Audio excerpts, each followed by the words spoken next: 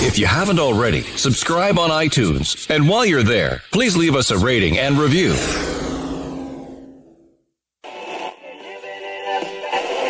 Or lease in the morning. Hello and welcome to Paratalk with the East Tennessee Ghost Seekers. Paratalk podcast contains explicit language, scary content, and adult humor. Parental discretion is advised.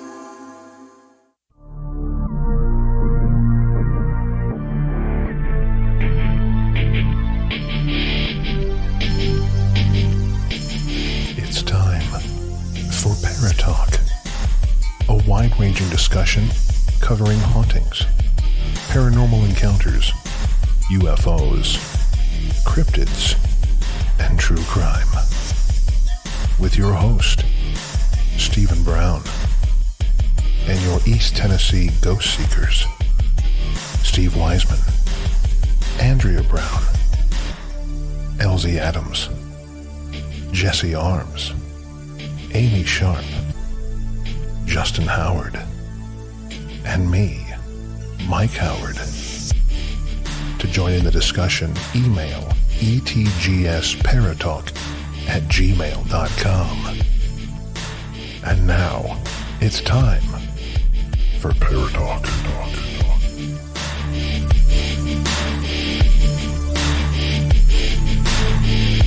All right. Oh my gosh, that is fantastic. Yes. Welcome to Paratalk. I'm your host, Stephen, and yes, we're laughing already. Oh, shit. Sarmenti, you got truths right there. Yes. So, as you guys know, we record this live every week, and if you don't check out one of the lives, you don't know what all is going on. And so true. So, in the chat room, we have some of our favorites that are always here, and one of them, Sarmenti. Andrea, I just want you to read what Sarmenti says. You walk into an abandoned hospital and see a line of ghost patients dancing to this song, which is our intro. Andrea's in the background screaming, no, I said left, right, slide, not slide, right, left. That is so me. You know me so well. Yeah, that's so her. And we got Rodent back in the house. Yes. Rodent hasn't been here in a while. What's up, brother? Oh, we missed you. And I hope you healed up nicely from that little snake bite. Yeah, no shit. See, that's why I don't deal with them fucking slimy bastards. Steve, they're not slimy. I know, but Slickery. same difference. Those slickery bastards. So They're the devil. Well, Devil. you know. Well. But yeah, we had to get rid of one. I'm not going to say exactly what happened to it because, you know, all that shit's illegal. But we had to get rid of one here at the house. Let's just say it took a plane ride. Yes, it did. It took a plane ride because it was. You know, I do not house. mind the reptile, right? Yes. Okay. It's a reptile. I do not mind the reptile being outside, but when it starts getting closer Inside. to the house and crossing the threshold. Yeah. Yeah, we've already had to Sorry. remove 2 out of the house. Yeah. And this one was on its way. It was like, ooh, that looks like a cool place. I'm going there. Yeah. And it He was. probably just wanted to be a guest on the podcast tonight. Well, he may it should have have. asked. Those sneaky little snakes. Maybe he didn't have the email. Maybe not. I bet you he did. Did not He get the didn't. memo. Yeah. Well, if he doesn't follow us, then he doesn't know. There you This go. is true. It's his own fault. Because there's so many options for reptiles to be listening to our podcast. Hey, you know, who knows? That is true. I mean, he could be hanging out underneath the car, someone listening to it in the car. Yeah, like, ooh, I like this. I like this. I can feel the vibrations and I know what they're saying. Ugh. All right, guys, welcome back to Paratalk. And I'm talking to you two. Yes. Thanks. Because we've been gone for 2 weeks. We came back for a week after taking like a month off because of all the stuff going on with you and your health issues. Yep. And came back for a week, and we've been gone for 2. And Sorry, y'all. Life, man. But we're back this week. Yes. And you know what? This is episode 99. This is episode 99. You know what 99 is upside down? 66. Yes. Yes. There's a road. Route. Route? Route? Route. Route? Route? Ooh. Route 66. Ooh. Oh, I shit. like this one. Discuss. Get your kicks on Route 66. Not get your kicks on Route 66. That's not how the song goes, guys. Rut. So next week, and there will be a next week. Andrea, you can look at your calendar all you want. You'll have to jump in the middle if you have to. What's the calendar look like? Hold on, I gotta look at this game schedule. Gosh. Sorry. Hey, you know what? Sorry. Show up prepared. I was. Actually, as of right now, we have no game. Okay, so that means you will be here too. And Betsy Betsy Boo. Boo just entered the chat room. What's up, Betsy Boo? So next Friday at 8 o'clock. Friday. Friday will be episode 100. And you know what that means? It means it's only taken 9 years to get here. Well, that was part of it. Maybe not 9, but it seems like 9 since we started the countdown. This past year has seemed like 9. Yeah, it seems like 9 years since the countdown started to That's episode true. 100. But so episode 100, be here if you want to win shit. In the chat. In the chat room, have We got to to be see. present to win some free shit because we're giving away some free shit, guys. You got to be in it To win it. Showed it. All We right. planned that. I know, right? So We rehearsed. Let's do something else we planned. How about? Okay. Let's introduce who we are.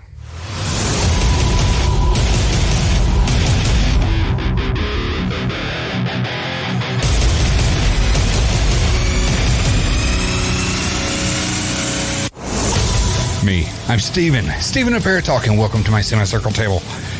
Oh, it's been a while, but joining me to my right, my brother from another mother, the Duke of Hell, Mr. Steve Weisman. What's up, everybody? How's it going, man? Fucking tired. I understand. It's like you've worked or something. 56 hours this week. Woo. Nice. And to my left, someone who, if you're next to when she's air drumming, you may get an eye poked out. Just saying. You might be a redneck. Only if I have my wands. Yeah. To my left, my sweet little wife, Miss Andrea Brown. Welcome. Hello, everyone. And how are you feeling? Eh. Today's been a rough day. Yeah. But hey, you're here now. I am here. So. Or is she? And Hold this week, guys. Yep. Okay. This week, guys, this is what you got. You got us. Just So- the three of us. Yeah. So. We can make it if we try. Okay, here's some real music. Enjoy.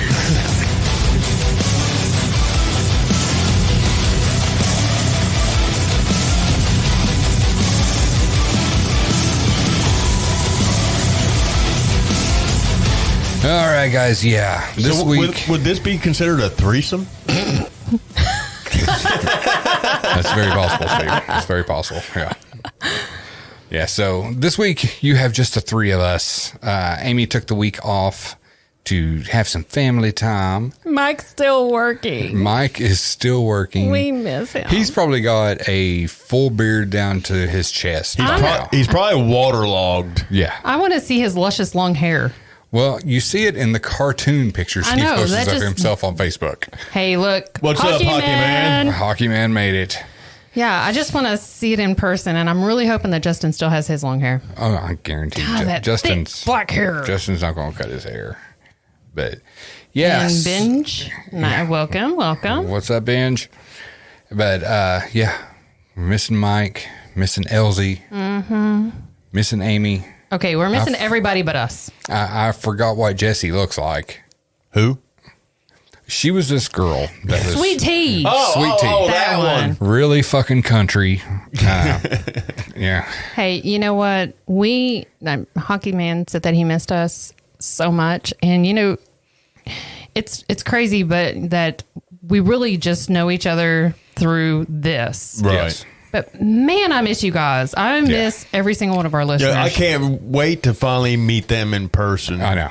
And it's, Next month. It's coming. Hey, Benj, welcome to the craziness. Yes. Which is Paratalk. And, you know, hopefully you won't have to miss as much. Yeah. Yeah. So, and if you haven't checked out Paratalk, there's 98 other episodes before this one that you are more than welcome to check out. Do you know what you get when you turn 98 upside down? 86? If you turn it upside down, you get 68. Oh, sorry. Dyslexic. I'm 1 inch short. So not right. But, yes, so next month, July 9th and 10th. Whoop. My birthday. Yes. Man. 50 years old? No. No, you were the only one 50 years old in this room. Curse you. But we do have a birthday coming up soon. We do. Yes. Yes. Andrea's birthday is next Thursday. Can I say the number? I don't care. The big 4. 27. You're in trouble. I love you. Well, that's why you married the asshole. No, yeah, I'll be 40. But you don't look it. I No, appreciate not at all. that. And anyone who wants to go on our Facebook page and check out videos and see pictures of us, you'll see Andrea does not look 40. You know, At all. it makes me happy whenever the teenagers actually tell me that I'll look like I'm in my late 20s, early 30s. I'm like, sweet. Yeah. They call I'll her a take it. MILF. Yeah. Oh, God. Yeah. Not for my kids. Not your kids. Oh, okay. No, we're talking about teenagers. Oh, teenagers? Yeah. I'll take it. Yeah. Yeah, not your yeah, that's just gross. Why That is would you gross. even think that? Good God. You said they, and I, I was got just... called a gilf the other day. Did you? Yeah. Grandpa would like to fuck. I don't know what the hell that priest was thinking. You are a smelly pirate hooker. Pirate hooker. Oh, my Oh, God. Oh, too funny. Speaking of Man, priests. I've missed this, y'all. Speaking of priests, we're going to discuss some priests tonight. Judas? Yes. What? Yes. How did you know? Yeah. We're breaking the law. Breaking the I'm law. psychotic. Breaking the law. Yeah. So before we get on, as everybody can see at the top of the chat board there, tonight we're going to talk about Conjuring 3. And if anybody hasn't seen that movie. Oh, just a spoiler alert. The devil Spoiler made me do alert. it. Yeah. Yeah. If There you go. If you haven't seen it, Maybe you want not listen. Well, I hate to tell you not to listen, but man, I don't want to spoil But anything. yeah, we're going to spoil it tonight. So, Well, you know, we don't technically have to. well, we won't spoil everything about the movie. No, because But- there's differences. So I think But we're, I mean, the think main we're good. story behind it, we're going to spoil that. But I mean, it's been out there since 1981, so Not much of a spoil. not much of a spoiler, you know. Well, some people. That's 40 years ago. Betsy said a lot of people said they didn't like it. I thought it was good, not as scary as the others, but the story was awesome. And I agree. I actually heard a lot of people say, "Eh," Yeah. but I was like, "Oh, this is I really liked good. it. It was a great storyline. Yeah. The way they, went through it all was Yeah. I mean, and they added stuff, for the Hollywood, because they have that Hollywood budget. they got to." So add stuff to it that didn't actually happen just to give more jump scares. And it's a movie, people. Yeah, It's for entertainment purposes only. Based on actual not- events. Yes. true story. Right. The title throws it off. Why? The devil made you do it? Made me do it? Well, Or the Conjuring part? sounds like comedy. So, yeah. No. We'll get into all of it. You'll understand all of it. If you haven't seen it, you'll understand the reason why it's called The Devil Made Me Do It. There was one part in it where I went, The breaking of the glass. shut up. Oh, sorry. God, Gee. gotta ruin everything. I thought it was a fat guy running through there with Okay. That was actually kind of The fat guy in a little morgue. it. Yeah. Yeah. All right. So before we get to that, though, I was actually listening to Darkness Radio yesterday. Yeah, I think it was yesterday. I was listening to Darkness Radio. When don't you listen to Darkness Radio? I love Darkness Radio. Every time he poops. Every time I poop and I shower. love Dave Schrader. And when I'm in my truck. It's playing when I'm in my truck. But Someday, back in the day, that's what we used to listen to to go to sleep. sure was back when they were still live every night. Yeah. Yep. I streamed it live every single night, and that's what we went to sleep listening to. Go to sleep to some, lovely ghost stories. And then wake up to talk radio in Minnesota. But anyway, I was listening to Darkness Radio, and Dave Schrader, this last season of Hosier Files, they went to the Queen Mary, and amazing investigation. She's still alive? Maybe not for much longer. But so they went in and they investigated the Queen Mary, got amazing evidence, got a full body apparition at the end of the night that Dave didn't even know he caught till they started going through the stuff. But he mentioned this article that he had just seen that came out in May. I think it was like May 21st or something like that. It's very recent. Well, apparently the Queen Mary needs to be in trouble. Yeah, she's in trouble. She needs some medical attention, or she's gonna sink. And like Andrea, go ahead and hit some of the highlights. I printed out some of the stuff about it. You print this off and ask me to do highlights. I've not read this. Okay, well, I can read fast. Okay, read fast. A new Queen Mary inspection report says little urgent repair work has been done on the ship in the past 5 years, leaving the historic vessel vulnerable to flooding or possibly even capsizing if critical work isn't addressed. The report from a city-hired naval architecture and marine engineering firm called Elliott Bay Design Group, which inspected the ship on April 28th, said the city would need an additional $23 million in urgent safety repairs to keep the ship viable over the next 2 years. That's on top of the $23 million in bonds and Tidelands funds that the city issued to former operator Urban Commons in 2017 to fix some of the most critical repairs listed in a marine survey. The funds ran out before many of the repairs were completed, and now the latest report says most of the urgent structural work hasn't even started as the ship slips into further disrepair. Long Beach owns the Queen Mary, but for decades has leased the ship to a string of operators who have met similar financial problems. In January, the ship's current operator, Eagle Hospitality Trust, filed for Chapter 11 bankruptcy with a total of more than $500 million in debt. The ship's lease is set to go to auction this Friday, but the city last week filed a legal objection to prevent the sale, arguing that the lease can't be sold to a new bidder until former operator Urban Commons remedies a litany of failed lease obligations. It is unclear when the judge will issue a ruling for the city. The report from Elliott Bay Design Group was part of a trove of bankruptcy court documents released last week that paint a dire situation for the Queen Mary's condition, the operator's financial struggles, and the city's obligations. A representative of Urban Commons, a Los Angeles-based real estate and investment firm, could not be reached for comment Monday. Among the problems outlined by the city in the court documents, Urban Commons failed to complete at least $41 million in critical repair work on the ship, which is double the initial $20 million estimated. The initial $20 million estimate the city released last month. The figure is now higher because a recent inspection showed more watertight problems and issues related to leaks and potential flooding. That would suck.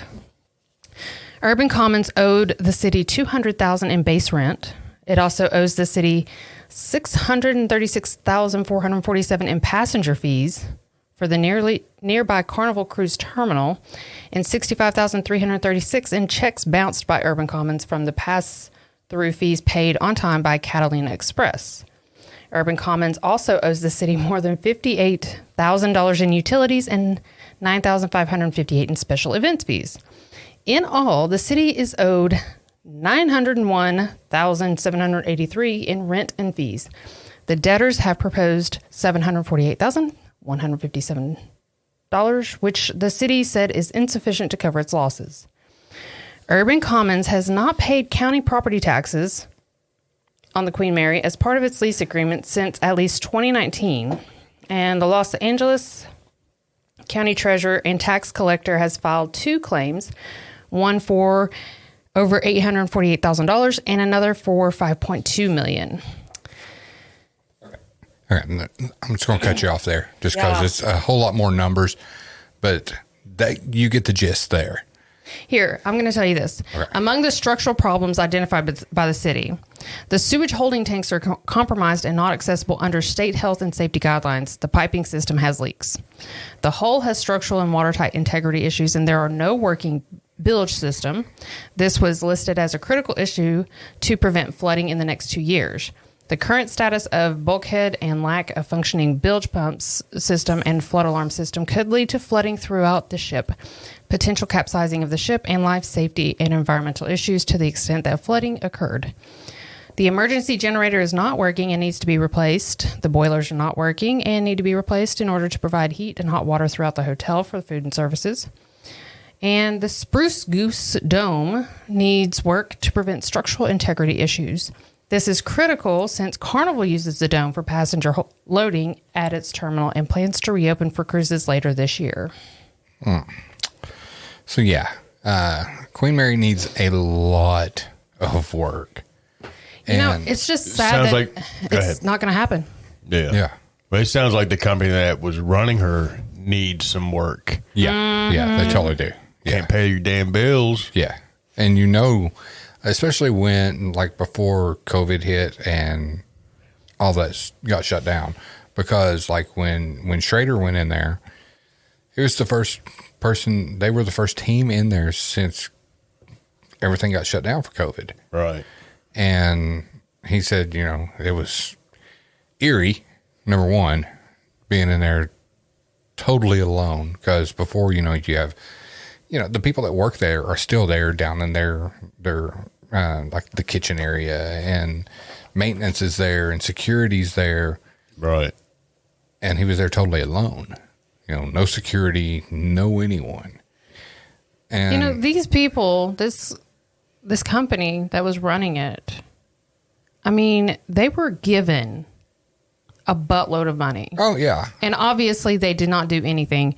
Isn't that like, what's that word? Starts with an E. Embezzlement? Yeah. Yeah. Extortion? That too. I mean, they were making money off all the events. It was tours, and it served as a hotel. Right. People could rent it out and stay there. The place was always booked. Well, and it's kind of crazy because, it mentioned that it's also used as a cruise line terminal. And I'm assuming that the cruise lines would be paying, the Queen Mary. So where'd that money go? Yeah. Yeah. Who knows? All kinds of questions. And it's sad because, it's a historic ship and it's a very haunted location. Right. And why Long Beach still owns the Queen Mary. Mm-hmm. Why not take it back? Well, see, take it back, but, continue to fight for what they are owed. Well, see, and I also saw where Disney World was actually going to buy the Queen Mary, and they were going to use it as... We'd never get to go because that place is so expensive. Well, they were going to use it, they were going to fix it up and get it back in full working order, and it was going to be another attraction at, I guess, Disneyland in California. But they could not buy it. Like, they would not sell it. They because of all the shit that's wrong with it, could not be sold. Okay. Something else, that you said that they were owed X amount of dollars in back property taxes. Yeah, no, I caught that. That's why I kind of paused there. I was like, property tax? It's sitting in the water. That's I don't consider the water or the bay property. Does that not remind you of something? What? I rent this spot right in front of the lake. This is my spot. Fucking Karens. Yeah. No, sir. Freaking This is Karens. public access right here. That was funny. But yeah, I mean, it's sad that it's it's probably going to be shut down. I mean, because That sounds like me. It's going to sink. Yeah. Well, and unfortunately, even as amazing of a historical piece the Queen Mary is, I don't think that Long Beach or any other location that's in the, close enough would consider it, worth it. Well, see, I think they would. Donald Trump, if you're listening, buy the Queen Mary. Buy the Queen Mary. Yeah. Or pay me enough and I'll go take care of it. Jeff Bezos or someone. Yeah. Bezos. Whatever. Captain Amazon. Jeff Bezos. Yeah. Captain Amazon, who's going to fly in a rocket ship. But, it would take some private investor like that to get it back to where it needs to be. And I mean, that's a lot of money. I mean, could Long Beach, could they do something to a fund to create money to do it?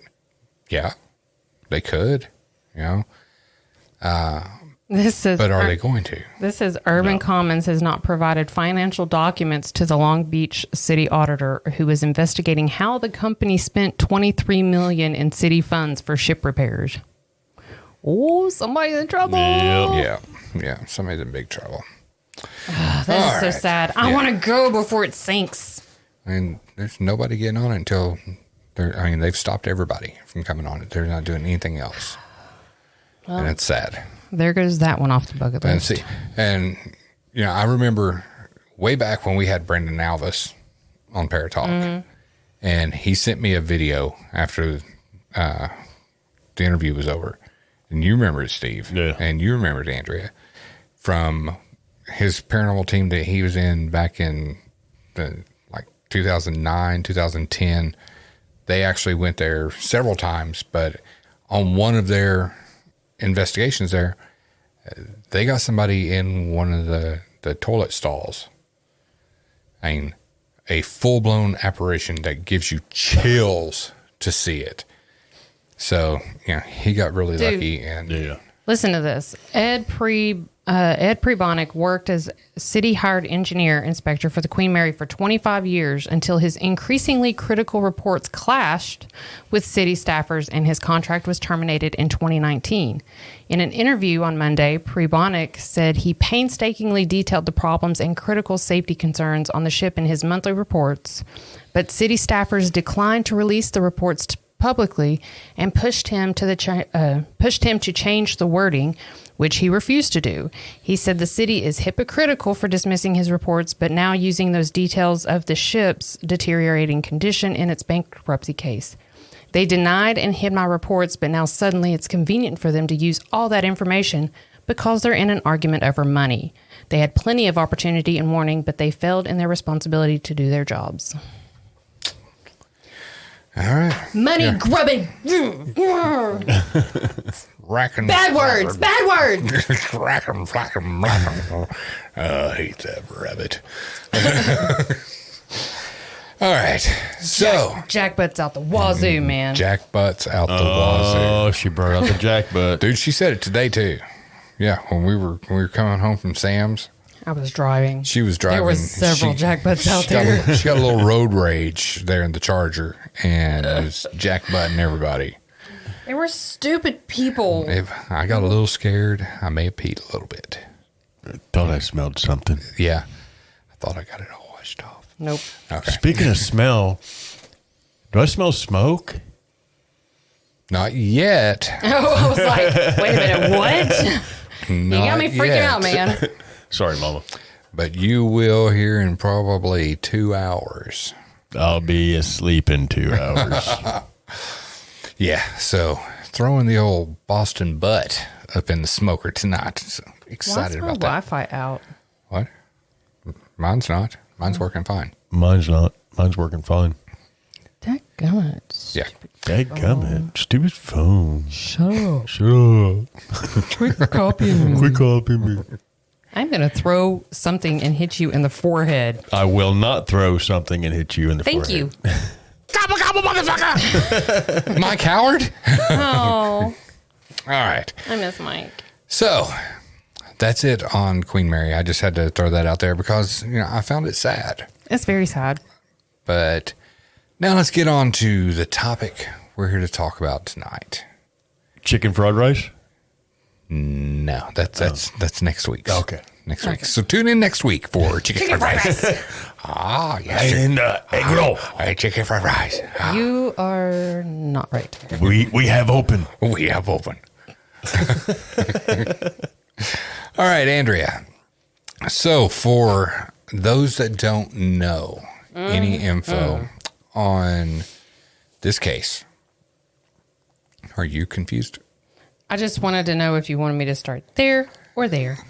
Well, Or all of it. Or why not there? just start. I will start at the beginning. Just How's start that? at the beginning. Yeah. Okay. All right. And during this, we Yes. will, it's going to be, if you have anything you want to say, Steve, in the middle of her talking, break in and say it. Yeah. And we'll just do open discussion while she's reading this. Roger, Dodger. I don't know. I get a little upset when somebody interrupts me. No. All right. Roger, Dodger. That is not appropriate. The trial of Arnie Cheyenne Johnson, also known as the Devil Made Me Do It case, is the first known court case in the United States in which the defense sought to prove innocence based upon the defendant's claim of demonic possession and denial of personal responsibility for the crime. On November 24th of 1981, in Brookville, Connecticut, Arnie Cheyenne Johnson was convicted of first-degree manslaughter for the killing of his landlord, Alan Bono. According to testimony by the Glatzel family, 11-year-old David Glatzel had played host to a demon. After witnessing a number of increasingly ominous occurrences involving David, the family, exhausted and terrified, decided to enlist the aid of Ed and Lorraine Warren in a last-ditch effort to cure David. The Glatzel family, along with the Warrens, then proceeded to have multiple priests petition the church to have a formal exorcism performed on David. The process continued for several days, concluding when, according to those present, a demon fled the child's body and took up residence with Arnie. These events were documented in the book The Devil in Connecticut by Gerald Brittle. Several months later, Arnie killed his landlord during a heated conversation. His defense lawyer argued in court that he was possessed, but the judge ruled that such a defense could never be proven and was therefore infeasible in a court of law. Arnie was subsequently convicted, though he only served 5 years of a 10 to 20-year sentence. The trial attracted media attention from around the world and has obtained a level of notoriety due to numerous depictions of the events in literature and television. The story was later made into a film adaptation titled The Conjuring. The Devil Made Me Do It. So... That sounded a little more scary when you whispered it like that. Just saying. The devil made me do it.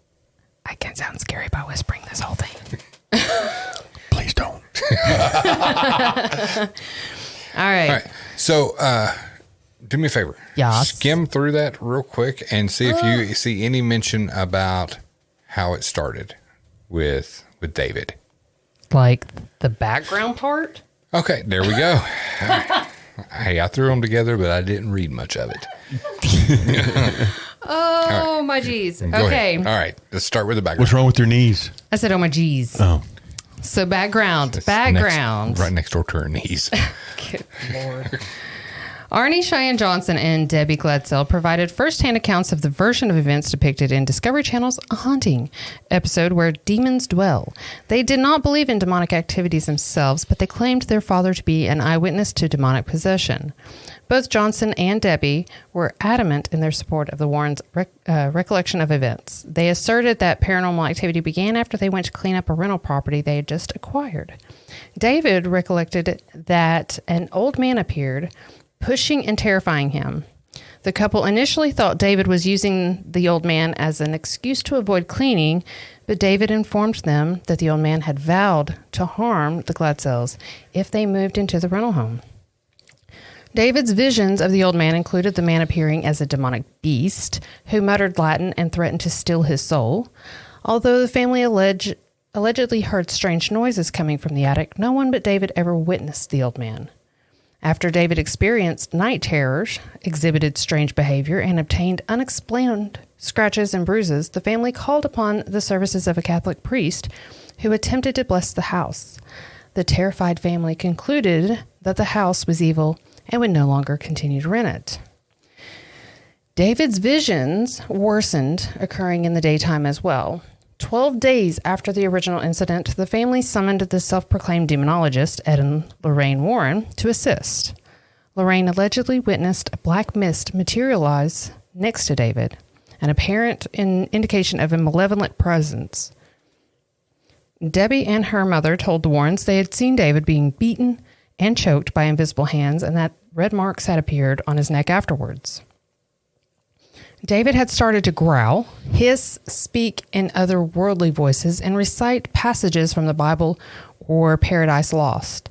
The Gladsills recounted how each night a family member would remain awake with David as he suffered through these spasms and convulsions. After receiving a prognosis of multiple possessions from the Warrens, David was subjected to 3 lesser exorcisms.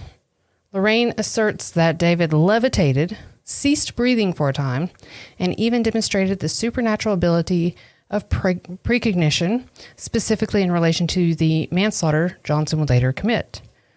In October 1980, the Warrens contacted Brookfield police to warn them that the situation was becoming dangerous. According to eyewitness testimony, Arnie Johnson coerced one of the demons, purportedly within David, to possess him while participating in David's exorcisms. It is here that a haunting veers away from the circumstances of Johnson's possession, as described by those involved. According to the show, a few days after Johnson egged this demon on during the exorcism, he was attacked rather viciously by the demon, which allegedly took control of his car and forced it into a tree. Fortunately, Johnson was unharmed, but after this incident, Johnson returned to the rental property to examine an old well that supposedly housed the demon. In both the dramatized version and his personal account, Johnson recollects that this was his final encounter with the demon while completely lucid. After encountering the demon at the well and making eye contact with it, he became possessed. The Warrens claimed to have warned him not to do this, although their warning was not mentioned in a haunting.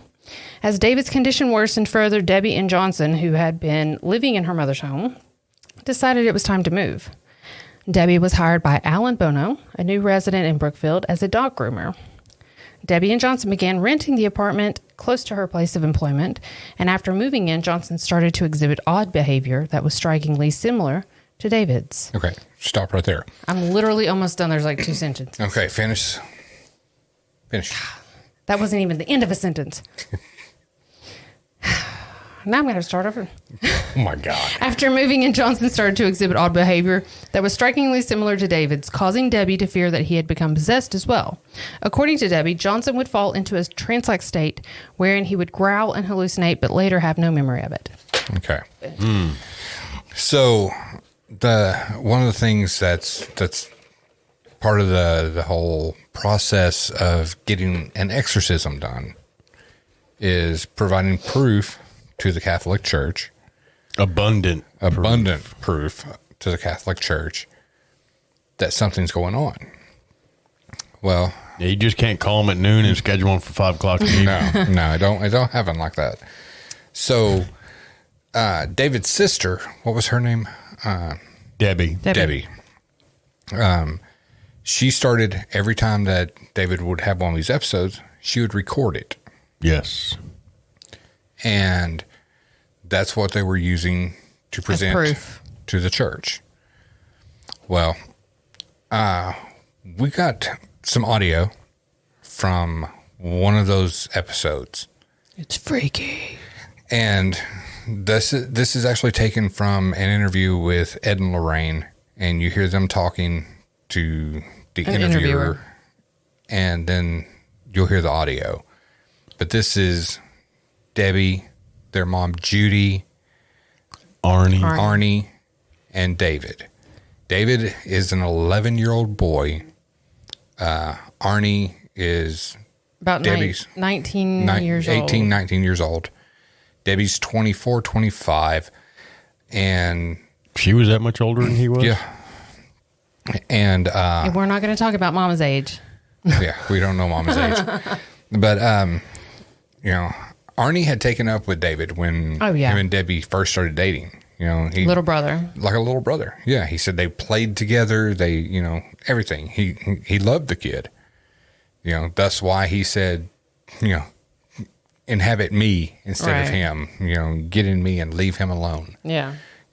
He loved the kid. He was looking out for him.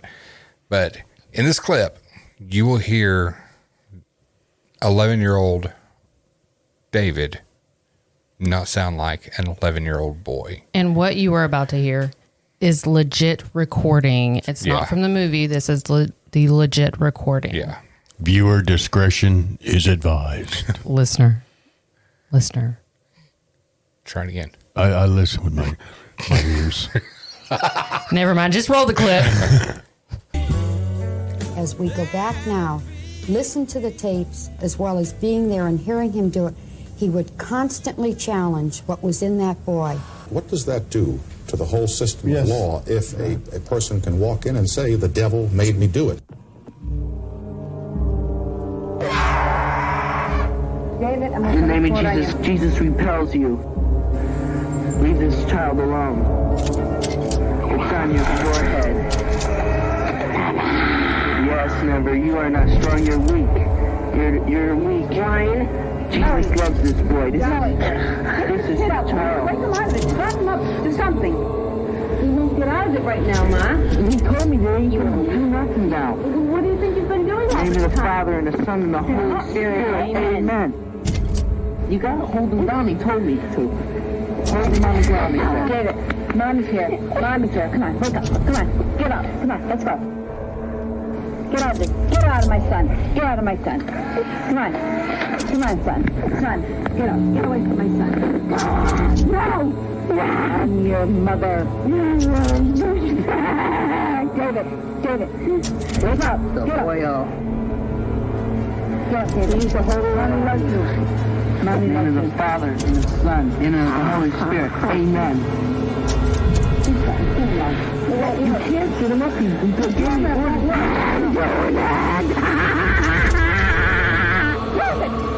get up. My God, get up.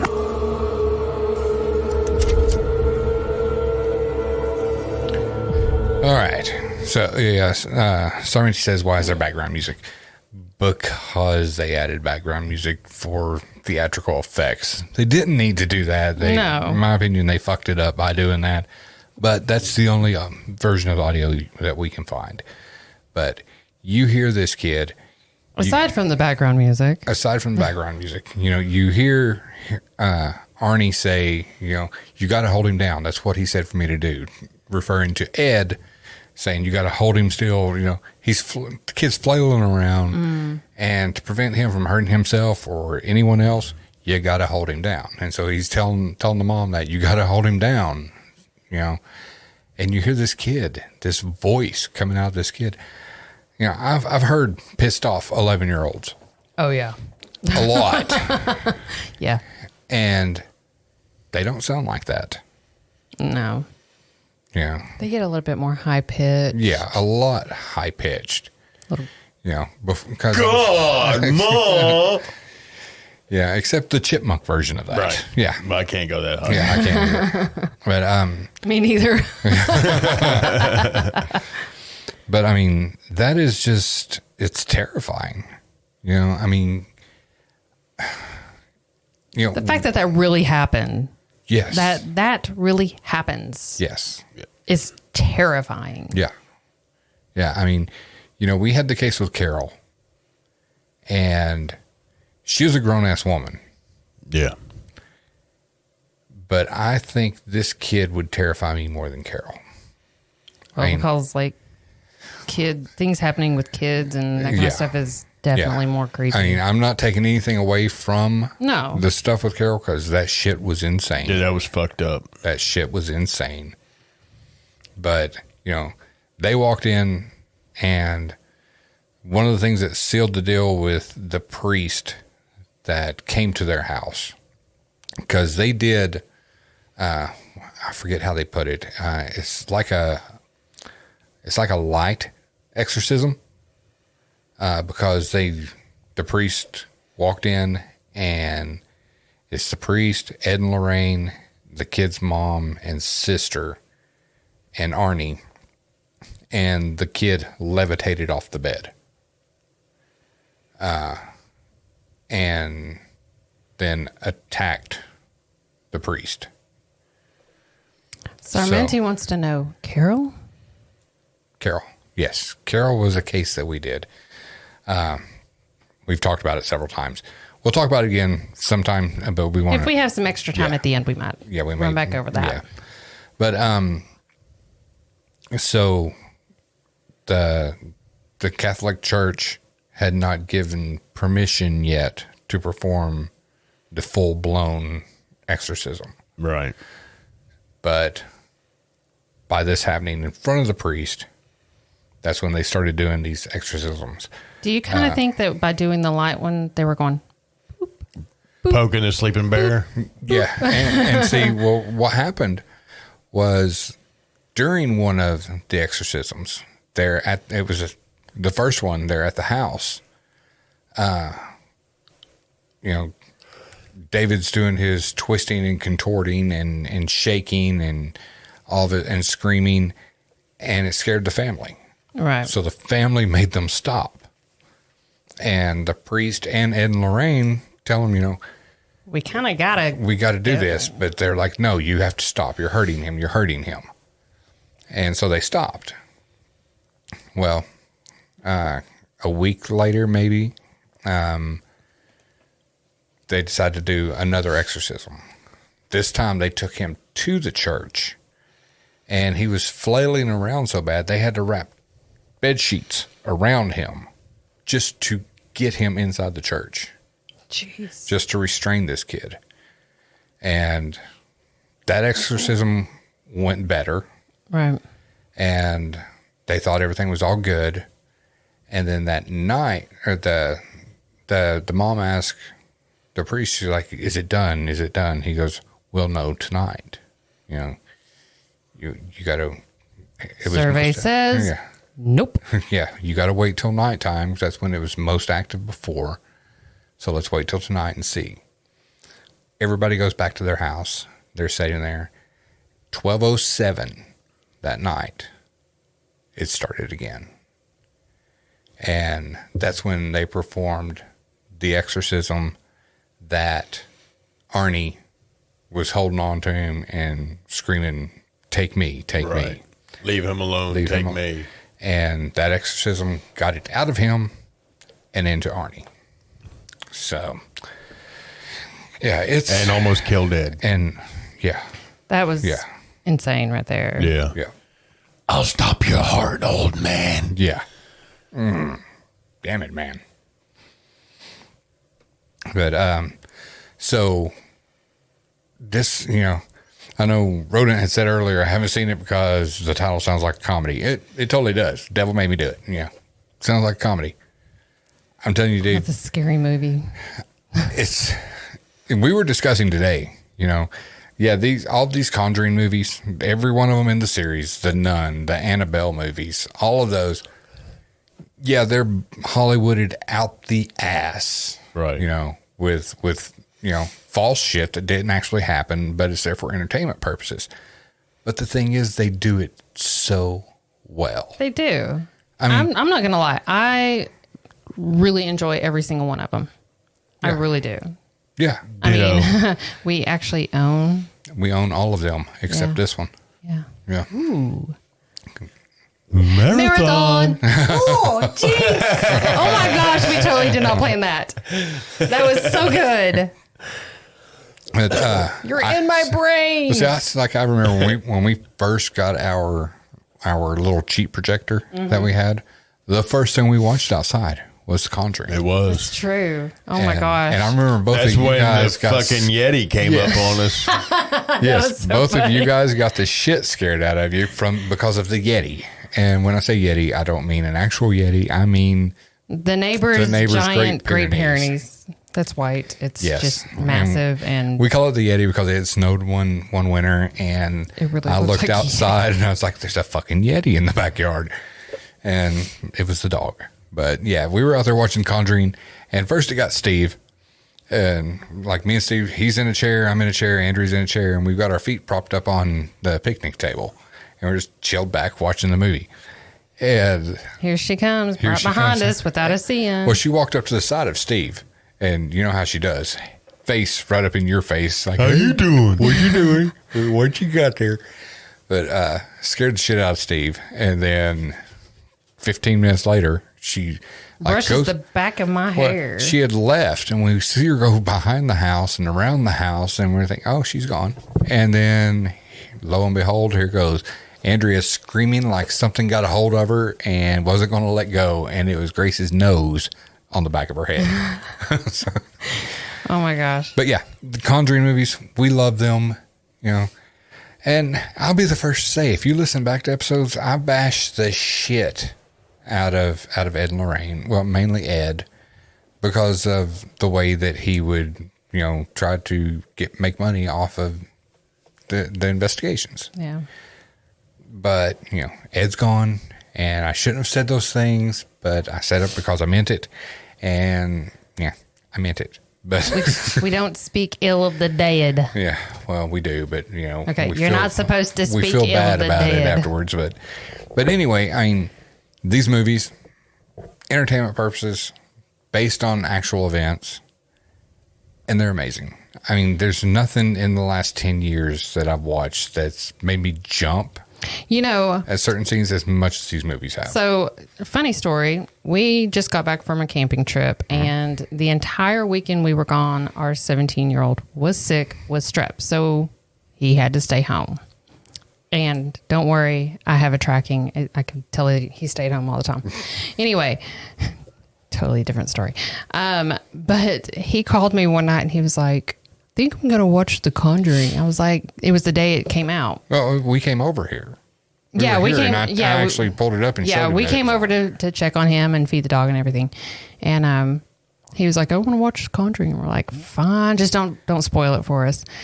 And he loved it. He was like, this was a really good. This kid doesn't watch scary movies. He's not normally a scary movie watcher, Right. but he loved it. He was like, it wasn't really scary, but it had some really good jump scares. It was good, And you the- know, and and he the liked the storyline was story. good. You know, speaking of the day that it came out, Dude. tell us Oh. what you found online. Okay, y'all, brace yourselves. Or do we want to get to that part? And I don't know. I don't know if I can hold off that long. Is that in here? possibly. I don't think so. It may not be. I've got to get this out, man. Okay, go ahead. Speak. All right. So earlier today, we were watching. We went ahead and watched the movie again, and so we started watching a documentary on it. And I was watching, and I was like, "Man, that woman looks familiar." And it was Debbie doing an interview, and I was like, "Man, she looks really, really familiar. Where have I seen her?" So welcome Google. So I'm like Googling, and I'm like, dude, she was in one of the episodes of A Haunting. I was like, man, I've seen that episode. It just didn't click. Well, when you Google search person's name, a bunch of things come up. And Stephen had previously mentioned that she had passed away. This woman, poor Debbie Glatzel, who actually married Arnie Johnson, they were married for 25 years. She passed away on June 4th, which is also the day The Conjuring 3 came out. That's crazy. Like, the day that movie was released, the sister of David, the original possessed, died. Coincidence? I think not. The power of Christ compels you. I swear. Christ compels you. Yeah. I got like freaking chill bumps all over because I was like, are you freaking kidding me? Like that's not, that doesn't, you don't hear that. Right. That doesn't happen. Yeah. I mean, The same exact day. The same day it's released, she I mean, passes. Mind Yeah. blown. Yeah. And totally freaked out. Yeah. So, yeah, that is your bit of freak out news for today. All right. Before we pick up where we left off, let's take a quick break. So we're an hour in. So. Oh, snap already? Yep. So let's take a quick break, and we'll be back in about 2.5 minutes.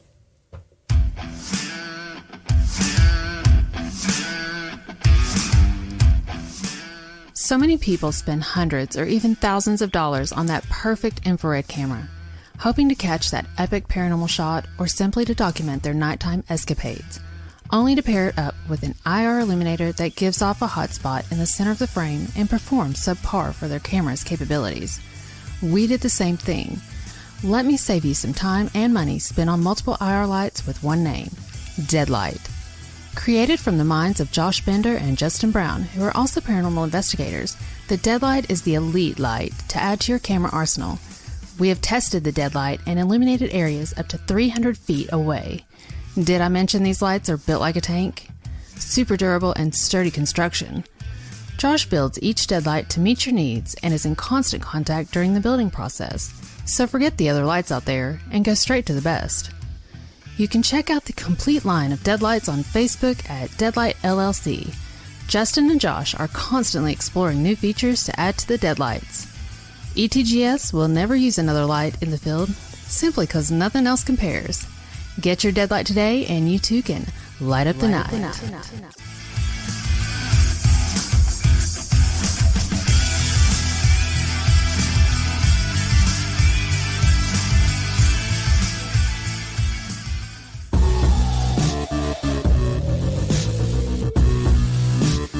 You're listening to Paranormal Talk with East Tennessee Ghost Seekers, a new perspective in Paranormal Talk Radio.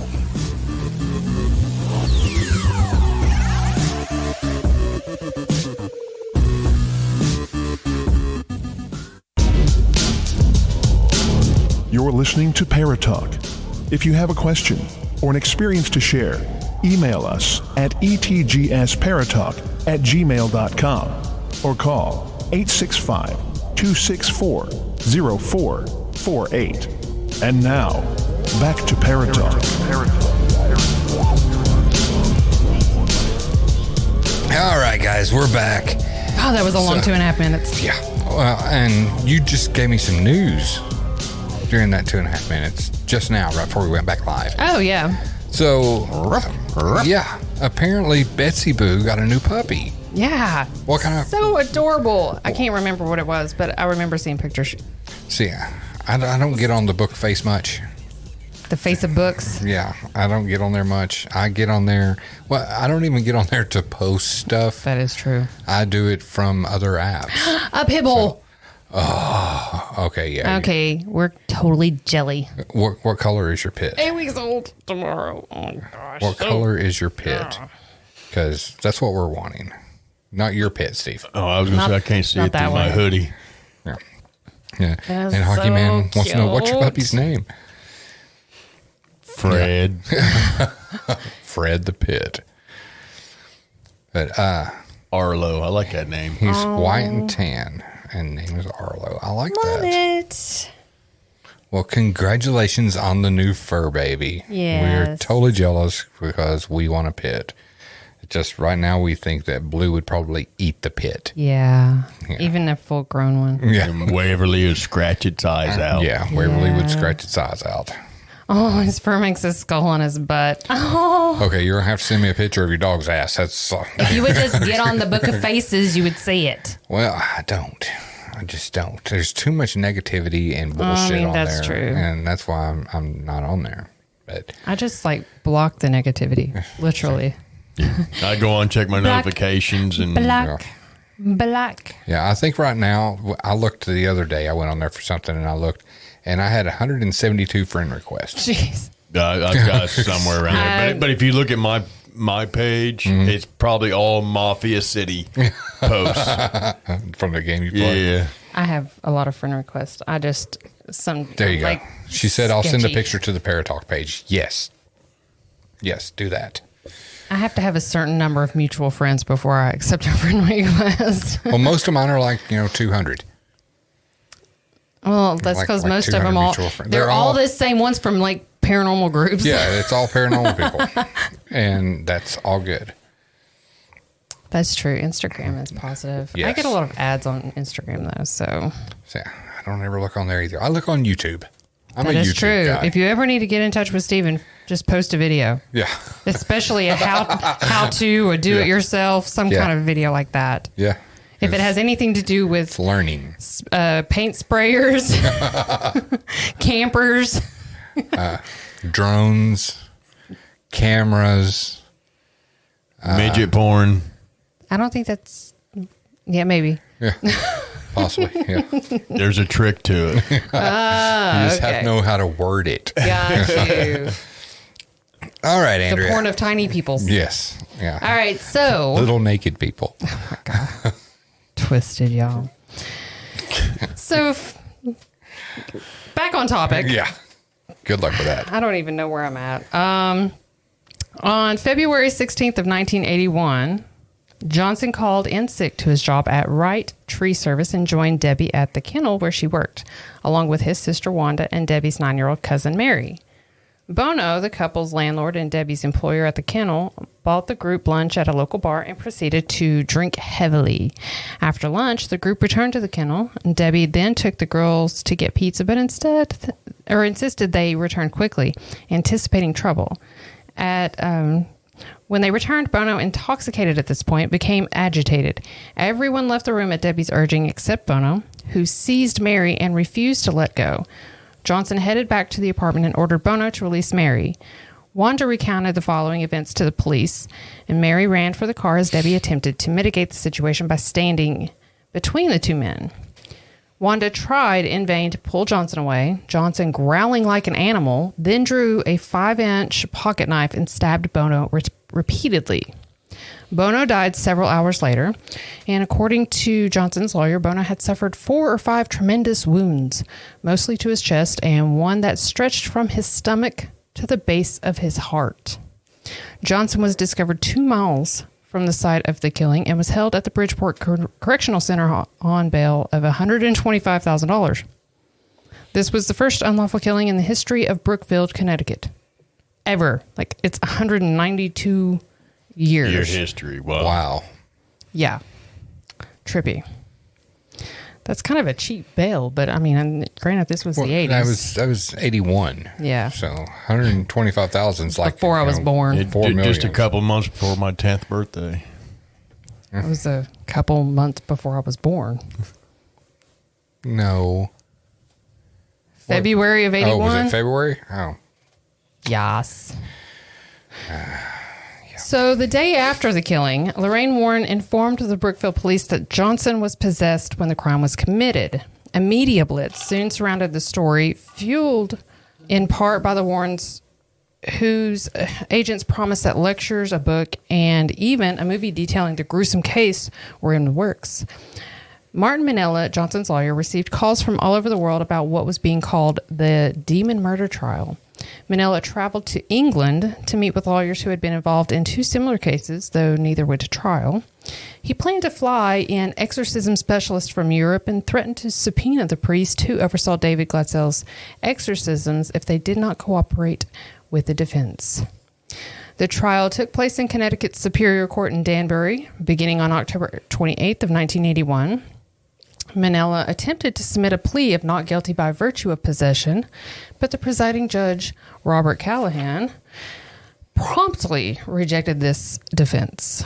Callahan argued that no such defense could ever exist in a court of law due to lack of evidence and that it would be irrelative and unscientific to allow related testimony. The defense chose to imply that Johnson acted in self-defense. Because of this, the jury was not legally allowed to consider the demonic possession as a viable explanation. The jury deliberated for 15 hours over 3 days before convicting Johnson on November 24th of 1981 of first-degree manslaughter. He was sentenced to 10 to 20 years in prison, though he only served 5. Yeah, so the judge shot that down real quick. You know, would not let them bring in the demonic possession. Which is bullshit.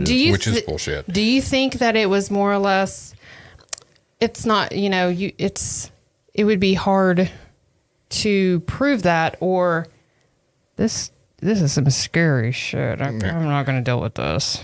It's probably a little of both, but, where he says it can't be scientifically proven, blah, blah, blah. Same with everything in the paranormal field. It cannot be scientifically proven. There's your dog ass. Oh, that is badass. Oh, I love it. He's a cutie. Cute puppy butt. Oh, man. But, it's just like I said, it's like with everything else in the paranormal field. The scientists don't believe it. The skeptics don't believe it because it can't be scientifically proven.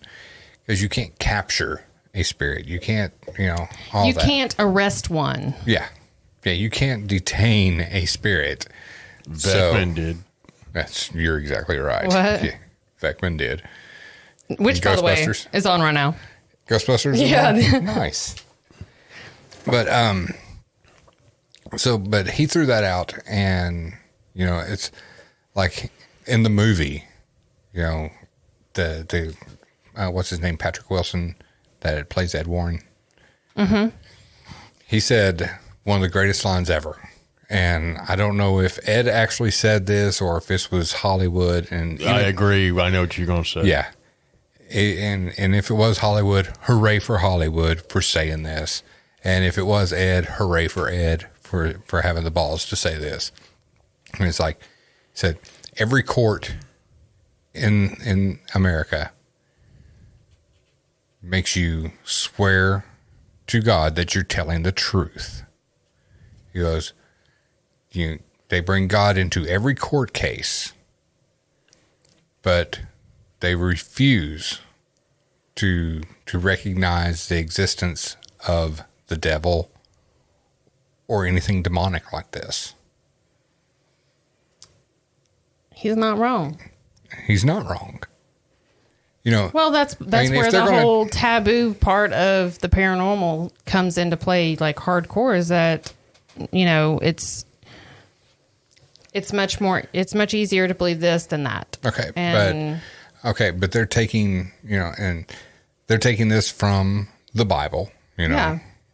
And, out of the three of us sitting in here, you're the one with the most Bible experience. So I'm going to ask you this. In the Bible, does it not mention demons walking the earth? Yes. So they can't recognize that. So it's a pick and choose. Well, yeah. And that's, like I said, that's the taboo part of it. When something is, that unknown, that scary thought. And when somebody doesn't want to understand. When they don't want to understand it, don't want to believe it, then that is, they will do everything in their power to ignore it or deny it, or, that's just part of it. Yeah. And so to answer Rodin's question earlier, talking about the title. Oh, I started to say, man, how far away was that?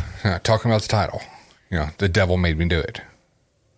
This is why, because they tried to plead the case to the court that his possession and the devil made him commit this murder. When they found the guy, he had no clue what had happened. Right. And then he says, I may have hurt someone. Yeah. I think I've hurt someone. And had no clue. In the movie, they find him walking down the street.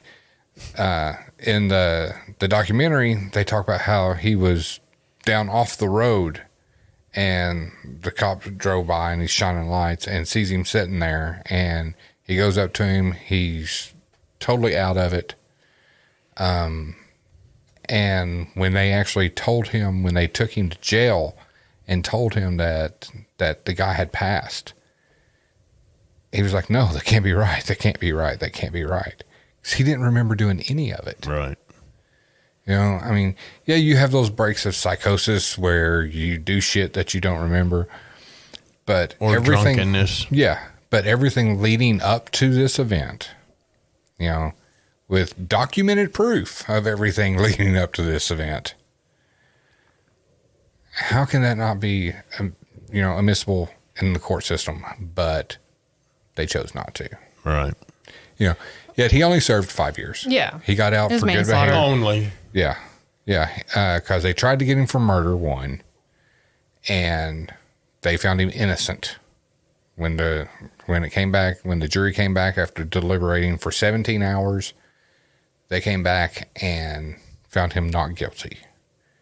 But then they did convict him on manslaughter and for 10 to 20 years.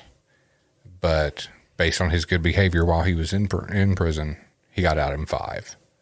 And he lived, to this day, he's living a straight up life. You know, he married Debbie in prison while he was in prison, and they remained married until she passed away in June. On June 4th. Yeah. So last Friday. Yeah. So, I mean, yeah. Still freaks me out. Yeah, that's totally freaky. But, I mean, I don't know. There's so many questions about how everything happened, and I could go on and on and on and on and on and on and on about it. But instead, we're going to let Andrea read some more. So the incident led to the creation of a television film titled The Demon Murder Case on NBC and preparations for a feature film, the production of which was stalled due to internal conflicts. In 1983, Gerald Brittle, with the assistance of Lorraine Warren, published a book about the incident entitled The Devil in Connecticut. Lorraine Warren stated that profits from the book were shared with the family. Sources confirmed that $2,000 was paid to the family by the book publisher. Upon the book's republication in 2006 by iUniverse, David Glatzel and his brother Carl Glatzel Jr. sued the authors and book publishers for violating their right to privacy, libel, and intentional affliction of emotional distress. Carl also claimed that the book alleged he committed criminal and abusive acts against his family and others. He said that the possession story was a hoax concocted by Ed and Lorraine Warren to exploit the family and his brother's mental illness, and that the book presented him as the villain because he did not believe in the supernatural claims. He asserted that the Warrens told him the story would make the family millionaires and would help get Johnson out of jail. According to Carl Glatzel, the publicity generated by the incident forced him to drop out of school and lose friends and business opportunities. In 2007, he began writing a book titled Alone Through the Valley about his version of the events surrounding his brother. Lorraine Warren defended her work with the family, saying that the 6 priests who were involved in the incident agreed at the time that the boy was possessed and that the supernatural events she described were real. Brittle, author of The Devil in Connecticut, says he wrote the book because the family wanted the story told, that he possesses video of over 100 hours of his interviews with family, and that they signed off on the book as accurate before it went to print. Glatzel's father, Carl Glatzel Sr., denies telling the author that his son was possessed. Johnson and Debbie, now married, wholeheartedly support the Warrens' account of demonic possession and have stated that the Glatzels in question are suing simply for monetary purposes. The events inspired the premise of the 2021 film, The Conjuring, The Devil Made Me Do It. Is David still alive? Yeah, David's still alive. As far as I know, other than the mom and now Debbie, they're all still alive. It's very interesting that, the family apparently, they supposedly got, Brittle got everything in writing, which is common procedure, or protocol. You before you do anything, you're like, I need your permission. Yeah. You get it on paper trail. Yeah. They're not stupid. And then they're going to turn around and say, well, that's not right. That's not true. How could you do this? Why would you do this? You're just ruining our lives. Right. And that's like, Well, I don't know. You know what that is? That is, if they got the $2,000, it wasn't enough. Of course not. It wasn't enough. And seeing the popularity over the years, because this, the brother didn't start writing his book until 2007. And at this point, the other Conjuring movies had started coming out. No. No? No, they had not come out yet. but there were talks of them back then. But you had the Amityville that blew up. Well, and then you see, who investigated that? The Warrens. And I'm not going to play him out to be stupid. He probably looked into other cases and thinking, well, if they got that kind of recognition, we only got $2,000. What are you talking about? Yeah. You had the Conjuring, and what was the other big case that they did? I can't remember the name of it. Drawing a blank. Enfield. Enfield was another one. That's not the one I'm thinking of, though. It was here. Oh my gosh, I can't remember. To save my life. But anyway, that movie came out back in the 90s, and you had the first Amityville come out in late 70s, early 80s. I was thinking it was like 78, 79, something like that. And then you had the remake. Oh yeah. In 2005? Yeah. Never seen it. The remake? No. Ryan Reynolds plays that one. the dad. It's really good. It's really good. Like you're looking at him. Or was it Reynolds or Gosling? No, it's Ryan Reynolds. Was it? Yes. Oh my gosh. Yeah. So many Ryans. Yeah, the original. I mean, it's just. Oh yeah, it's amazing. Yeah. Well, you would like the remake. The remake they did an amazing job with. Really? They did. Yeah. I really like that one. It was really good. I think it freaked me out more than the original. It did really? Yeah. Yeah, they did an excellent job. But he saw the popularity in that. He saw the popularity and the money made from these. Oh yeah. And you're like, wait, we got $2,000. Yeah. What the fuck? I mean, I want more money. Show me the money. Yeah. It's all about the money. So, yeah. Yeah. No. I said slide left, right, left. It's really sad that, I mean, I do feel bad that the family is, their story is being told and has been told and everything, and they got $2,000 for it. I feel bad that was what they got. Yeah. Because at this point, what are they going to do? Absolutely nothing. They can't get any more out of it. Yeah. I mean, is there a rule about royalties, after the fact? Well, I mean, you would think that, if first they have to be able, in that contract, that's state that they still continue to receive royalties off of it. But chances are, initially they were scared and they were just like, okay, $2,000. Yeah. I'm sure there's a video on YouTube you can check out. I'll find it. There is. I'll find it. Yeah. Yeah. We'll find out all about the royalties. This dog's killing me. Oh yeah. Yeah. This little Mexican dog laying on the floor here, his ass. Oh God, it's horrible. Disgusting. It's giving me a headache. Betsy, if your dog farts like this dog does, I'm so sorry. As big as your dog's going to get compared to this little dog, I'm so sorry. God, he is So sorry. But anyway, all right, Andrea, take us on. My eyes are watering. Oh my gosh, that is horrible. God, Blue, what'd you eat? Dog food. Maybe. Okay, so like this Slice next part, of pizza. Yeah.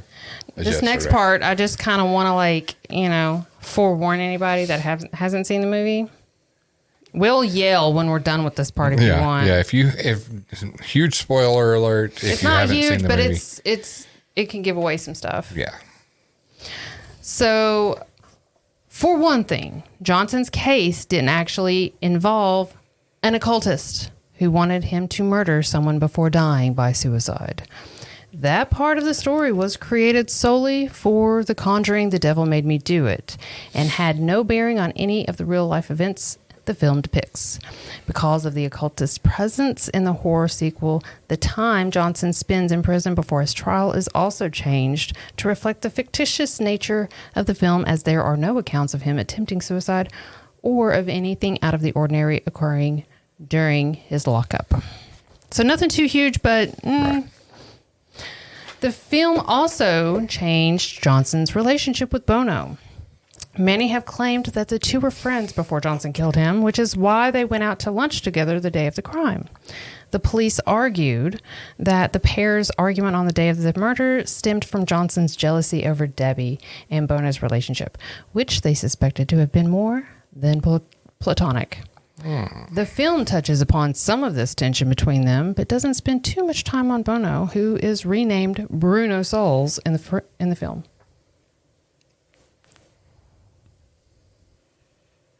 Sorry, I'm like catching up on the stream here. Oh, it's just fart. It's fart talk. So continue reading. Fart. Continue reading. So what happened to Arnie Johnson after The Conjuring 3? Do we want to know? We want to know. Inquiring minds want to know. The Conjuring, the devil made me do it. Sorry, I'm sorry. The Conjuring, the devil made me do it. Glossed over Johnson's actual trial. I said don't whisper. I'll whisper if I want to. It glossed over Johnson's actual trial to instead focus on the occultist. Johnson and Glatzel stayed together throughout the years, with the couple marrying while Johnson was still in prison. There isn't much information regarding what happened to him after he was released, and he's largely kept the details of his private life private. What information can be gleaned comes mostly from Lorraine Warren, who once revealed that Johnson had gotten a job with a landscaper after getting out of prison and was settling back into his life while surrounded by family. Was that when he became a tree surgeon? No, he did that before. That's what he did before. He was a tree surgeon. He was 24 when he was released from prison.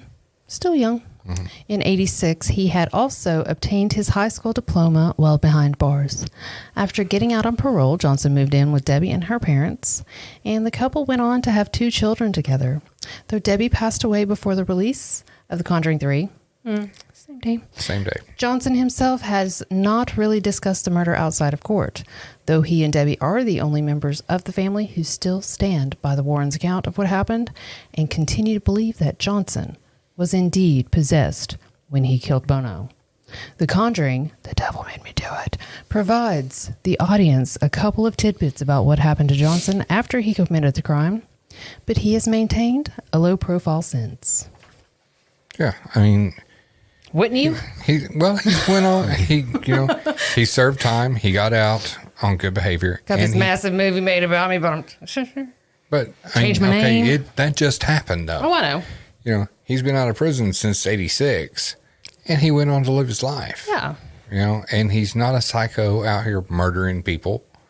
He's not. There's no record of him committing any kind of crimes after getting out. I mean, I would say that obviously when this happened, he was arrested. They were looking at his past. And there was nothing there. And there was nothing. So why would, and I know it has happened that people that have absolutely clean records go on to do the most heinous things. It has happened. Oh, yeah. But this was kind of one of those and I think that's why his sentence was so lenient, just the 10 to 20 years, out in 5 with good behavior. Yeah. Yeah, because, he was a good guy. He killed someone. He just killed someone. It's okay. For dancing. Yeah. Yeah. Did you see how he was dancing? Well, though, in the documentary, what it was Bono was trying to get them to stay, and Debbie was complaining about how loud the music was. So Debbie gets up to leave, and Bono grabbed her. Mm-hmm. And Sonny? Yes, Sonny Bono. Sonny Bono. It is Sonny's brother, and Cher's part-time lover. Yeah, read about it. It's in the Inquirer.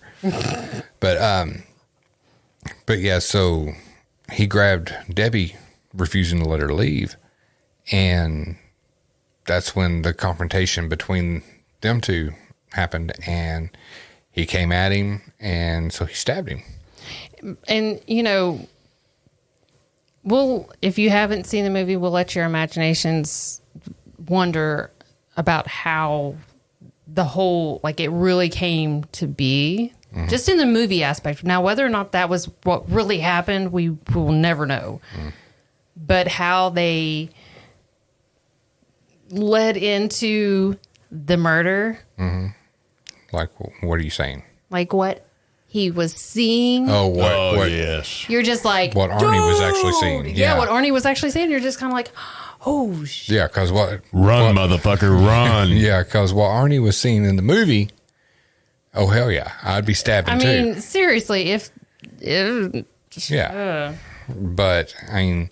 And just like that one part in the movie where Ed... Yeah, Ed's getting ready to freaking stab Lorraine. Yeah.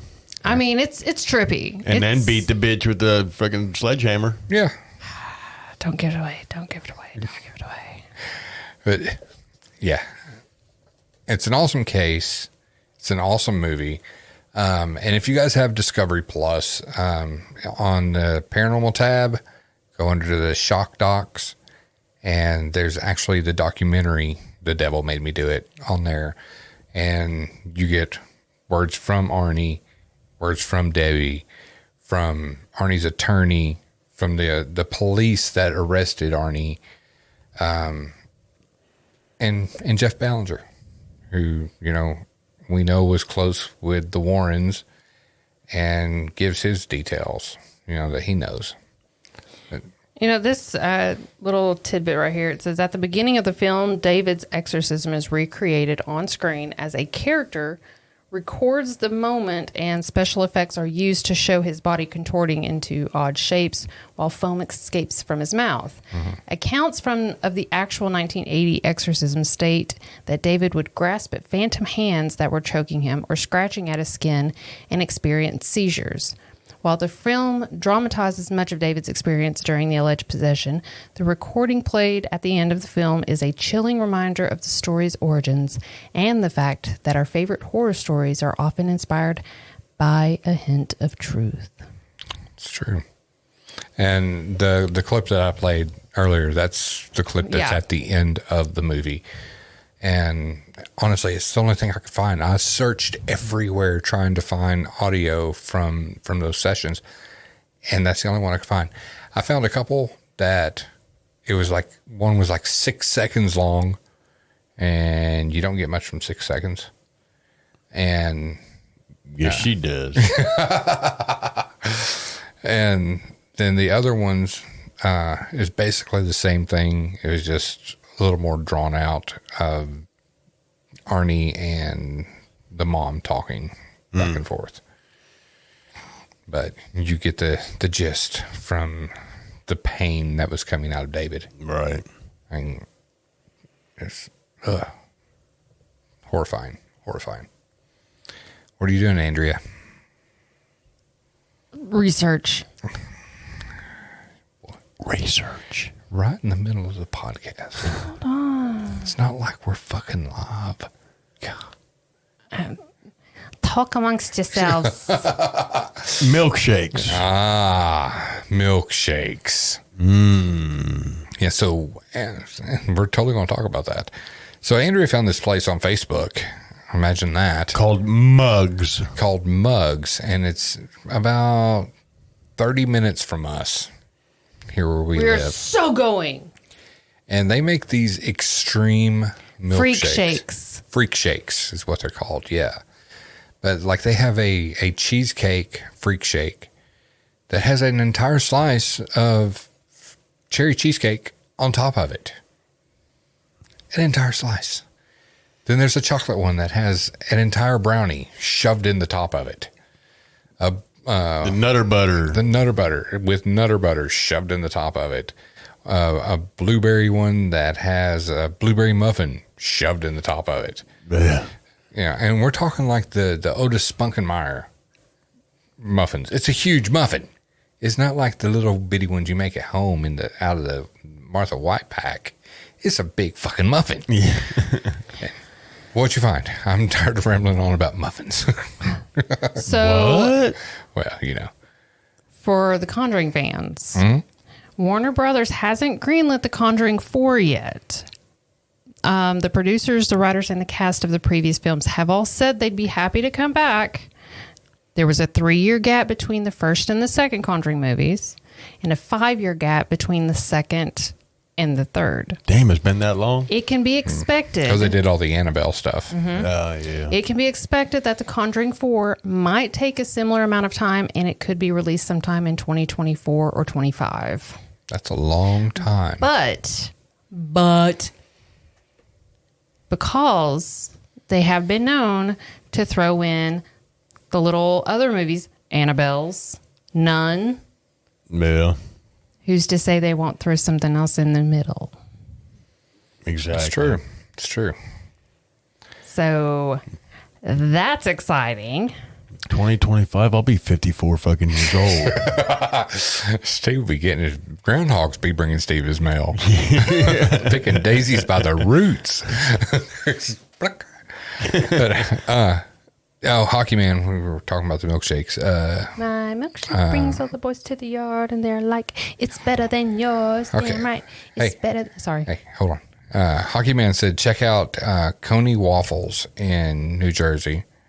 And Rodent says, I'm such an ice cream anything crackhead. Me too. Yeah. And then Hockey said that Coney Waffles, it says they have crazy shakes that are like $20. So the best thing about these, they're not $20. They're $7.99, and you get to keep the mug. Yes. God, I'm so excited. Yeah. Andrea, you will have to screenshot a picture of one of those and put it in that group text with Hockey. Okay, I will. Yeah. So he can see this freak and shake. Drool. Yeah. Yeah. I'll take a picture. That's right, Rodent. What are you talking about? $7.99. What are you talking about? I am going to get one and take a picture with it. Yeah. As I'm eating it. Are you a pirate? We gotta take Mike. Arr. He has to feel his booty. I like my ice cream cold. More OnlyFans footage. Me and my freak shakes. Yeah, Andrea and the freak shake. You're welcome. Hey, you know what? If I can get paid for somebody to be watching me eat ice cream, sign me up. For real, yeah. We will cash those checks all day long. There's freaks everywhere. Yeah. I will gladly eat, and drink a milkshake for money. Well, see, it's just, I don't know if... Hell, I will do it just enough to get, to pay for it. Just buy it for me, man. I will eat milkshakes for free milkshakes. Give me $8 so I can buy it, man. We were watching season 2 of LA's Finest, which if you guys have not seen... You were watching it. I was kind of You were there. in and out, yeah. But I was watching season 2 of LA's Finest, and if you guys haven't seen it, it's a spinoff from Bad Boys with Martin Lawrence and Will Smith. What you gonna do when they come for you? So the premise of LA's Finest is it's Martin Lawrence's sister and Jessica Alba in LA, and they're detectives. Well, Jessica Alba's stepdaughter is doing like an OnlyFans thing with this masquerade mask, and it's like OnlyFans ASMR. And so Jessica Alba goes in and she finds her webcam and this masquerade mask and a backpack full of cash. Lots of cash. Lots of cash. So if you can fill up one of those backpacks eating milkshakes, let's do it. Okay, not that. They're not that loaded. God, look at this. No wonder it's $20. Holy cow. Good Lord. That's like 9 pounds of ice cream. That's like cotton candy, cookie, more candy, an upside down cone. Good Lord. I'd get sick eating that. That thing's It'd probably massive. be worth it, though. Probably would, I mean, I would try. Yeah. I wouldn't turn it down. I'm not one to back down from a challenge. Yeah. Bring it. Rodent said, how would you even fit that in your mouth? I would try really hard. She's practiced a lot, Rodent.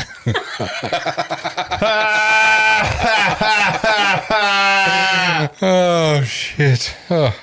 I mean, I eat really big burgers, so. Yeah, let her tell you that. God, you're so wrong. Oh, my God. Don't listen to him. Oh. He's full of it. So I don't know if any of you guys listening have ever checked out the B3F podcast. It's Best Fucking Friends Forever. These two guys, they're freaking hilarious, and they've had us on their show. And Betsy, yes, burgers. You understand, Betsy. But, we're getting ready to be back on their podcast again. I'm dying here. Yeah, we know it's some kind of meat. Betsy, that duck sausage. Yo, stop. But,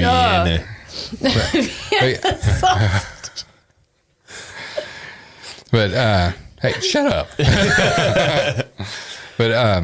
But Steve Massey. Shut. What? I was just thinking of tiny meats. Steve, what did you do? Oh, Ronan says, I miss you all in this. So, okay, but back to what I was saying. I'm crying. So Steve Massey and I can't remember the other guy's name. Oh, God, Steve. I can't remember his name. But they have the B3F podcast. And so we're going to be back on the B3F podcast here shortly. And it's a video podcast. So if you guys want to check that out and see us hang out live via video, you're more than welcome. And we'll let you guys know when that's going to happen. But he's also working on putting together a... kind of like a podcast con. Yeah, kind of. Yeah. It's going to be like a little podcast festival. And he's going to rent out a location, and he's going to have several different podcasters come and record their podcast live on stage in front of a studio audience. Yeah. And I won't know what to think or act.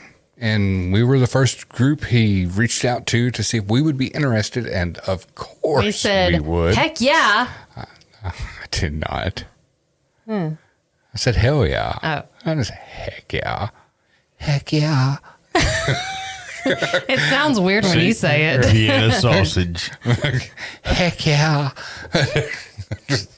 I was on their Facebook page trying to see their dude's name, but I don't see it anymore. See, I can't remember what his name is. I remember Steve because, it's easy to remember. But, I don't know how. Yeah. Steve. Yeah. Steven. Steve. Yeah. But that will be pretty cool. Yeah, if that super happens. excited. Yeah. So, all right.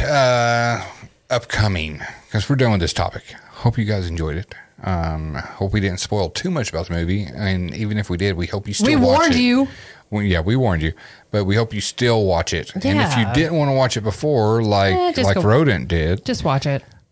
I think we've changed his mind, and Just watch he it. wants to see it now. So Watch it. check it out, and check out the documentary that's on Discovery Plus. So, upcoming next Friday, Friday, the big 100th episode. 100. And I know, I'm hoping that Betsy and Conky all of y'all, and Rodent, and who else? Sarmenti, and all of our normals. Yes, and all of our newbies. Come on. And our newbies. We hope you guys will all tune in next week, because you have to be in here to win this shit. Yes. And we want to give this stuff away. Joey, yes. Yeah, Steve and Joey. And our binge, he's a new one. I was talking about Steve Massey and Joey. No, I'm talking about the people that need to come back next week. Yes, all of them need to come back next week. But everybody come back. And next week's gonna be different. We will talk some paranormal, but next week it's the 100th episode. We're gonna party like it's 1999. Well, except for me. 1949. Sure. Okay. But we're gonna do our thing. We're going to talk. We want you guys to call in and share your favorite moments from Paratalk. Yes, over the last 100 episodes. Yes, and 100 years. And 92 years, yes. But I know Hockey has been giving me all kinds of shit about it taking, I know. like, what was it, 6 months to get from episode 94 to 100? I have to, I will accept the blame for a month and a bit of it. Yeah, because the last message. A month and a bit. I don't even remember how, there was a big span of my life this last month that I just don't even remember. So it's month before last and last month. Yeah. Yeah. But one message Hockey had sent me goes, at this rate, me and Rodent will be part of the 100th episode. That's true. Yeah. And I was like, shit. No, Rodent, you didn't miss much. We've been gone, buddy. Been gone. Dealing with all the stuff with Andrea, her trying to die on us. And apparently I really like the paranormal and want to join them. Yeah, she wanted to become an EVP session. I would have haunted you all. Oh, I know. Yeah. You're going to anyway. I mean, yes, but... Yeah. Well, not me, because I'll be dead before you, but... Yeah. He'll be haunting us. Yes. Yeah. Oh, damn Skippy. Yeah. Be like, what's that? Oh, Steve. What's out? No. Steve. Put your finger back in the basement. Get out there, boy. Get your finger out of my butt. That's not my finger. Get your pinky toe out of my butt. Oh, my God. That's not my pinky toe. Y'all are horrible. Y'all are so bad. Oh, my God. Oh, we love you, Rodent. And we love you, Hockey. And we love you, Betsy. And we love you guys. All. So another big thing coming up is July 9th and 10th, as we mentioned before. Yes. Going back to Octagon Mansion. 2-night stay this time. 2 nights. 2 nights inside Octagon Mansion with our buddies Rodent and Hockey Man. Gotta be smelling good in that place. You're going to get hit again, aren't you? Probably. Yeah. Yeah. Probably. All he's got to do is try to start dictating where his food is. Yeah. Yep. Smack. Yeah. It's going to happen. Yeah. And honestly, I'm excited to see what all John's done with the place. I know. Because I know it just... He's been working on it. Well, he sent me a link where it actually opened up as the museum now. Oh, nice. So I'm excited to see So what much all more he has stuff. in there. And that's the thing. I mean, this place is so full of trigger objects. Yeah. Adam, Yeah. we can't guarantee Yeah, no anything. promises. Yeah. I mean, you're going to have to sign I'll protect you, little buddy. You're going to have to sign a waiver. Look, Amy said, I'm screwed. No, you're not. We'll have Steve there and possibly Mike. Yeah. So you're good. If Mike can get off, it's going to be between Steve and Mike that something fucks with, because that's where they go now. So, what we got? Wiseman is where I'm afraid of. That's what you need to be afraid of. Just stick with me, bud. If you see him spit on his thumb, Run! Run, bitch, run! yeah, run, bitch, run. Yeah. Oh, it's going to be a blast. It is. It's going to be so much fun. So much fun. I'm so excited. And I hope you guys... And I should be cleared. yes. By you the should be all doctor? cleared by the doctor by then. Oh, God, I can't wait. Yeah. You know, the whole really sucky. I mean, of course, the whole almost dying thing is not lifting anything. And this thing called rest. In quotation fingers. Rest. In quotation fingers. Yeah, because my body, I can be laying down, but my brain is like a million miles a minute. And I don't think you can ever really mentally rest. I can't. I have way too much going on at work for me to, and I was gone for a long time. Yeah, this past week's been pretty rough for me mentally at work, trying to decipher what's being said. Yes. Yeah. Working with foreign, Mexicans, Spanish folk. Google Translate's been your best friend. Oh my God. Yeah. And sometimes, Google Translate's great, but sometimes what you speak into it isn't translated properly into the formal Spanish language. And if you've got an accent, you're screwed. Yeah. So you speak into it. Yeah. I'm ready to go take a lunch break. Right. And you turn it around for the girl to read. And it said, I'm ready to eat your ass. Right. Yes. Yeah. Hold on, I'm going to try something. Andrew's going to try out the Google Translate. Translate. Anyway, it was a difficult week. The communication barrier was terrible. Yeah. Yeah, I could imagine. See, I used to work at a place in Maryville, U.S. Dentech, and there was a bunch of people from Guatemala that worked there. And this one guy, he was freaking amazing. His name was Herculano Garcia. Oh, man. Shut up. What are you doing?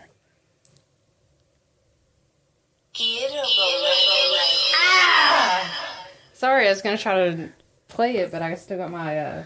Well, you can close out Paratalk. Why would I do such a thing? But there was this guy, Herculano Garcia. Herculano was a redheaded Mexican or Guatemalan with freckles. He looked like Danny Bonaducci from the Partridge Family. And he was awesome. He spoke fluent English. And he was real good about teaching us cuss words. Right. He would teach us cuss words. Puta. Yeah. I know that one. I took Spanish 1 and Spanish 2 in high school. Aced them. I literally passed both of those classes. It was like 104 and 103. Nice. And I can actually still... She can read Spanish. She don't know what she's saying. Really? But she can read Spanish. And it irritates the far out of when I actually have like an accent. Yeah. There's a restaurant... Just like when we go to the Mexican restaurant? Yes. Yeah. There's a restaurant in Oak Ridge called El Gente. And he goes, why do you say it like that? And I'm like, because it says El Gente. And No, he's like, it's not. I know it says El Gente. Yeah. Or am I supposed to say, want to go to El Gente? No, because it's called El Gente. Yeah. But you put that accent in with it. Because It's called El Gente. El Gente. Yeah. Of course, now, when we go to the store and I have to, we're getting stuff for tacos, I'm like, El Toro. no, I'll say, you want to get some tortillas? Tortillas. And when his dad was in town, we were making fajitas. And I was like, we're making fajitas. And he goes, what? Vaginas. I was like, He goes, you're feeding me vaginas? I said, no, fajitas. I just said vaginas. Fajitas. Yeah, Rodin says, I was too high freshman year for Spanish. I took a pass-fail grade and failed hard.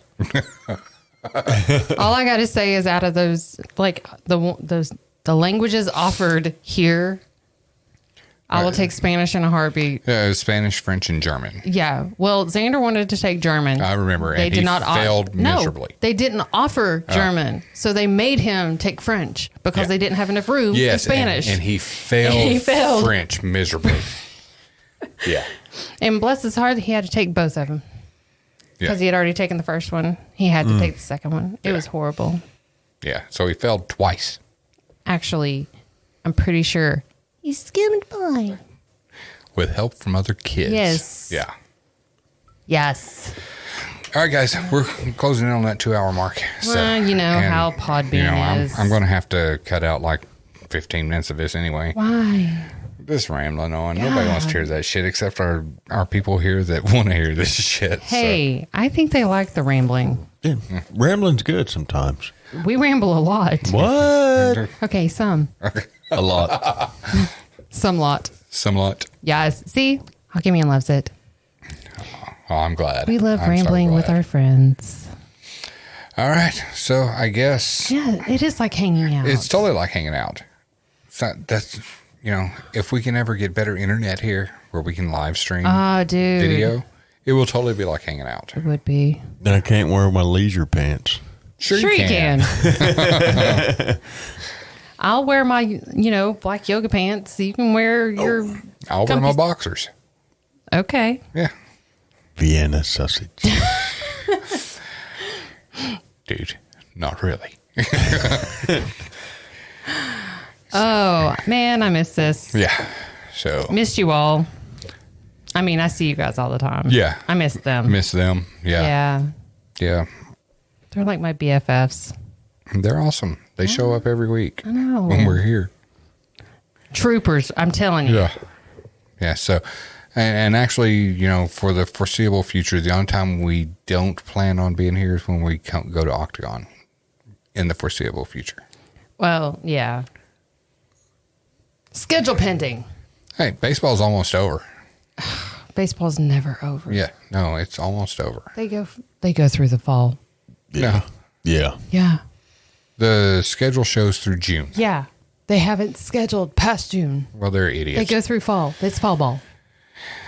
Fall ball is football. I know this. God. Idiots. I didn't make the schedule.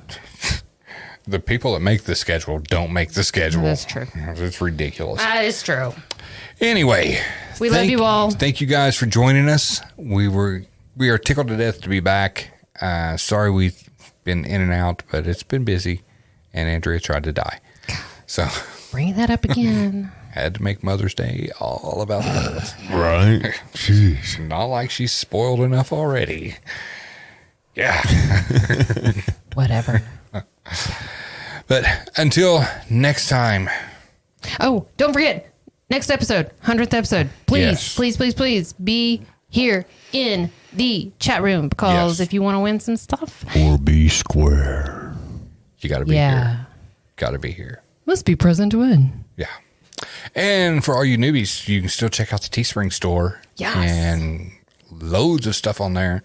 So check it out. Enter code BACK2BOO and it'll save you 25% off your entire purchase. What? 25% off? 25%. Oh my gosh. That's off. like a whole quarter off. 25. That's a whole quarter off every dollar. What? Yes. It's like paying 75 Betsy cents. says we should make doggy outfits. Oh my gosh, that would be awesome. I think they actually have those on there now. So I may look into that. Oh, Steven's got a plan. So, all right, guys. Until next week, I'm Steven. I'm Steve. I'm Andrea. And as always, stay spooky, my friends.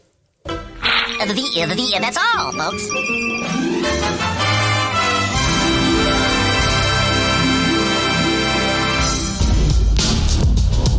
You've been listening to Paratalk with the East Tennessee Ghost Seekers.